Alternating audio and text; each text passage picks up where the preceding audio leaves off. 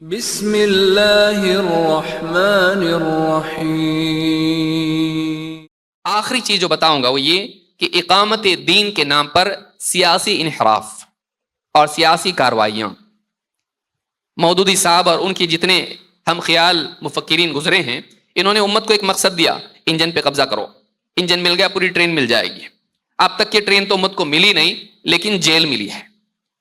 تو ان کو ڈبہ تو مل گیا لیکن ٹرین کا نہیں ملا، ان کو جیل کا ڈبہ ملا ہے۔ ایک بڑا طبقہ نوجوانوں کا جیلوں میں قید ہے۔ انہوں نے یہ مقصد دیا، سارے نبیوں کا مقصد یہ تھا کہ جنگ کر کے، کسی بھی طرح سے سازشیں کر کے، بول کے، لڑ جھگڑ کے، کسی طرح سے حکومت پر قبضہ کریں۔ سارے نبی اسی لیے آئے تھے، ہم کو بھی یہی کرنا چاہیے تھا۔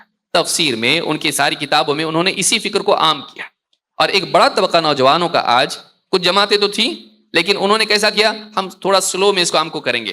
نوجوان سلو نہیں کرتا، انہی تحریکوں میں سے چھوٹی چھوٹی منی تحریکیں نکلیں اور انہوں نے کہا کہ آپ آرام سے کرتے رہو، ہم تھوڑا جلدی جائیں گے، ہم جلدی پہنچیں گے، آپ بوڑھے لوگ ہو، آپ عمر دراز ہو، ہم جوان قوم ہیں، ہم جلدی پہنچنا چاہتے ہیں۔ اور انہوں نے ایسی حرکتیں کی جو ملکی اعتبار سے بلکہ عالمی اعتبار سے مسلمانوں کے لیے اور امت مسلمہ کے لیے اور دین کے لیے بھی مشکلات پیدا کر دی۔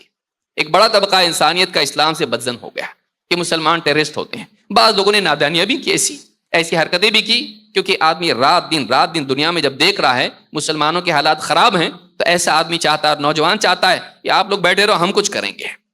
پھر وہ جو جی میں آئے کرتا ہے، علماء سے جڑا ہوا نہیں رہتا ہے، بلکہ ایسا طبقہ ہمیشہ پروفیسر حضرات علماء کو کنڈیم کرتے رہیں گے، علماء بزدل ہیں، بکے ہوئے ہیں، بولتے نہیں، علم چھپاتے ہیں۔ علماء سے کاٹنا اور اس کے بعد ان کو وہ فکر دے دینا کہ ہم کو باطل حکومتوں کے خلاف بولنا ہے، جو عالم بولتا وہ اچھا، نہیں بولتا وہ اچھا نہیں ہے۔ حکومتوں کے خلاف نوجوانوں کو لڑا دینا۔ بڑا طبقہ، حکومت تو قائم ہوئی نہیں لیکن نوجوان جا کے جیلوں میں بیٹھ گئے۔ پھر ان کو یہ کہنا کہ مصیبت تو آتی حق کے راستے میں، یہ وہ حق کے راستے میں آنے والی مصیبت نہیں ہے۔ اللہ کے نبی صلی اللہ علیہ وسلم کی حدیث کو یاد رکھے اور میں اپنی بات ختم کروں گا۔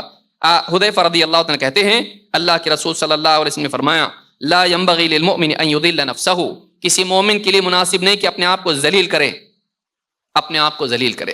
قالوا كيف يذل نفسه، كيف يذل نفسه، کیسے ایک مومن اپنے آپ کو ذلیل کرے گا؟ قال يتعرض من البلاء لما لا يطيق، وہ ایسی بلا کا سامنا کرنے کے لیے کھڑا ہو جائے جس سے نمٹنے کی اس میں طاقت نہ ہو۔ پروٹیسٹ کریں گے، 550 لوگ کی بھیڑ گئی، کسی ایک نے پتھر مارا، سب کا ویڈیو ریکارڈنگ ہو چکی ہے، گھر پہ جا کے گردن پکڑ کے سب کو جیلوں میں بھر دو، پڑے رہو، اب تمہارا کیس چلتا رہے گا۔ ماں باپ، بھائی بہن، بیٹی، بچے سب انتظار میں ہیں، چکر کاٹ رہے ہیں، رو رہے ہیں، پولیس کے پاس جا رہے ہیں، پیسہ یہاں سے زیورات بیچ کے جمع کر رہے ہیں اور دے رہے ہیں۔ سارے لوگوں کے لیے اچھا خاصا مصیبت، امت اسی میں لگی رہے۔ حاصل کیا ہے اس کا؟ کچھ بدلنا؟ کچھ بھی بدلتا نہیں ہے، ہمارا فیوچر بدل جاتا ہے اور ہم اوپر سے اور نیچے چلے جاتے ہیں اور کھائی میں چلے جاتے ہیں۔